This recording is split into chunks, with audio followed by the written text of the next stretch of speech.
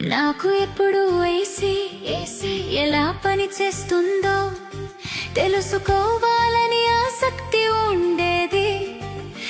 అది కేవలం చల్లని గాలిని నేరుగా బయటకు ఊదదు అని తెలిసింది. దాని సూత్రం నిజంగా చాలా సులభం.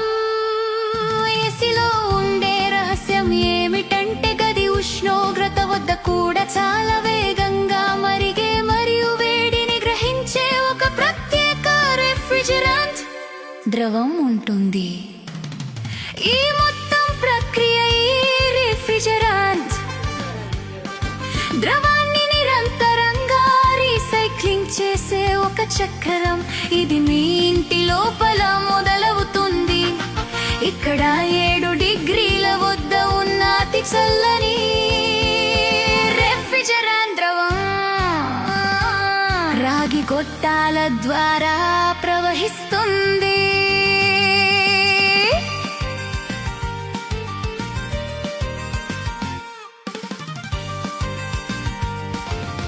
నీ గదిలోని వేడి గాలితో ఇది తాకినప్పుడు అది వేడిని గ్రహించి 30 డిగ్రీల వాయువుగా ఆవిరైపోతుంది. వాయువు బయట ఉన్న యూనిట్ కి ప్రయాణిస్తుంది.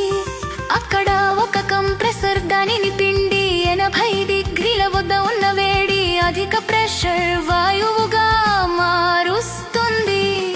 తరువాత బయట ఉన్న ఫ్యాన్ కండెన్సర్ గొట్టం మీదుగా గాలిని ఊదుతూ ఆ వాయువును చల్లబరుస్తుంది.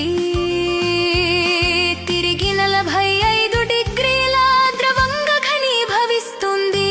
ఇదే చివరి అద్భుతమైన దశ. ఆ ద్రవాన్ని ఒక చిన్న ఎక్స్పాన్షన్ వాల్వే ద్వారా బలంగా స్క్వీజ్ అయ్యుతుంది. ఇది తక్షణమే ప్రెషర్ తగ్గడానికి కారణమవుతుంది. ఆ ద్రవాన్ని